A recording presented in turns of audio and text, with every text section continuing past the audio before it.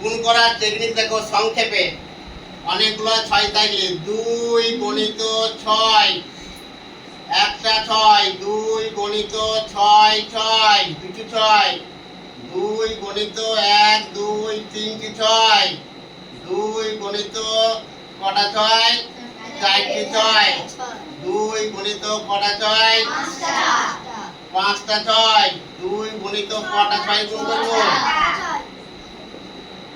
2 গণিত 3 4 5 6 7, 2 গণিত 8টা 6 গুণ করব,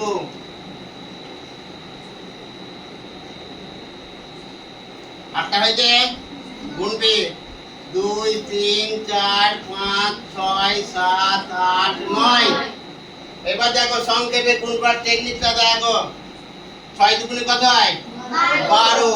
12 2 আর 1 যোগ করলে কত হয়? 3। 2 আর 1 যোগ করলে 3। তাইলে এখানে কটা 3 বসাবো? একটা 3। তারপরে কটা 3 বসাবো? দুটো 3। তারপরে 2 বসাবো। তারপরে কটা 3 বসাবো?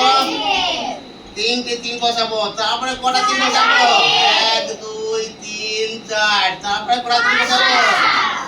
1 2 3 4 5। তারপরে কটা 3 বসাবো? 1 2 3 4। এখানে কটা হলো? 1 2 3 4 5টা হবে। তারপরে কটা? 6টা। 1 2 3 4 5 6। তারপরে 2। 7টা। তারপরে কটা বসাবো? 1 2 3 4 5 6 7। তারপরে 2 বসাবো। তারপরে কটা বসাবো? 8টা। 8টা 1 3 3 2 3 4 5 6 7 8। তারপরে 2 বসাবো। বোঝা গেল মজার অঙ্ক। সংক্ষেপে গুণ করার টেকনিক। অনেকগুলো 6 থাকলে 2 দিয়ে গুণ করা কি সুন্দর একটা টেকনিক, তোমরা সবাই বুঝতে পারলে?